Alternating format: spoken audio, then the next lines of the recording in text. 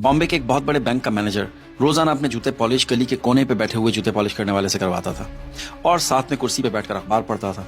एक दिन सुबह जब वो अपने जूते पॉलिश करवा रहा था तो पॉलिश करने वाले आदमी ने उससे पूछा कि साहब आजकल स्टॉक एक्सचेंज का क्या हाल है। मैनेजर ने उसकी तरफ तंजिया हंसते हुए देखा और कहा कि यार तुम्हारा स्टॉक एक्सचेंज से क्या लेना देना, अपने जूते पॉलिश करो। तो उस पॉलिश वाले ने मैनेजर से कहा कि साहब आप जिस बैंक में मैनेजर है ना, उस बैंक में मेरे 20 करोड़ रुपए पड़े हुए हैं। मैं सोच रहा हूँ कि रकम का कुछ हिस्सा मैं स्टॉक एक्सचेंज में लगा दूं। खैर मैनेजर जूते पॉलिश करवा के अपने बैंक चला जाता है। दिन के वक्त अचानक उसे याद आता है तो वो अपने अकाउंटेंट से पूछता है कि क्या वो जूते पॉलिश करने वाले का हमारे बैंक में कोई अकाउंट वगैरह है। अकाउंटेंट कहता है जी सर, वो हमारे मौजूद कस्टमर हैं, उनके अकाउंट में 20 करोड़ रुपए पड़े हुए हैं। मैनेजर बहुत हैरान होता है।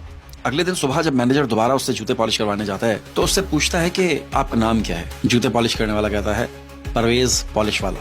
मैनेजर उससे कहता है कि मिस्टर पॉलिश वाले, मैं आपको अपने बोर्ड की मीटिंग में अगले हफ्ते मेहमान खसूसी बुलाना चाहता हूँ। मैं चाहता हूँ कि आप उस मीटिंग में हमें अपनी जिंदगी की कहानी सुनाएं। पॉलिश वाला मैनेजर को हैरत से देखता है और फिर कहता है ठीक है। मीटिंग स्टार्ट होती है। मैनेजर बोर्ड मेंबर से पॉलिश वाले का तारुफ करवाता है और फिर उसको मधु करता है कि आप अपनी कहानी शुरू करें। तो पॉलिश वाला अपनी जिंदगी की कहानी बयान करते हुए कहता है कि 30 साल पहले अपनी जवानी में मैंने और मेरे भाई ने केरला से बम्बई हिजरत की। हम बहुत गरीब थे, भूख और थकन से चूर हम काम की तलाश में थे, लेकिन काम नहीं मिला।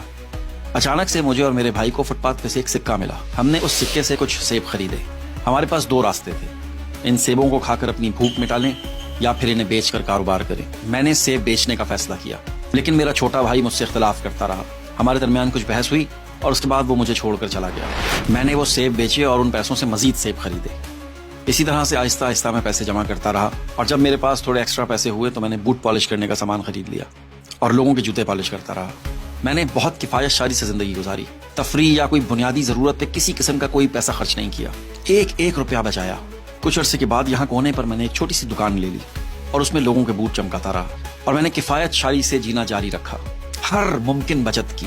तकरीबन 3 माह पहले मेरा छोटा भाई वो जो मुझसे 30 साल पहले बिछड़ गया था, वो केरला में इंतकाल कर गया और मेरे लिए 20 करोड़ रुपए छोड़ गया। ये मेरे लिए जिंदगी की सबसे हैरानकुन बात थी।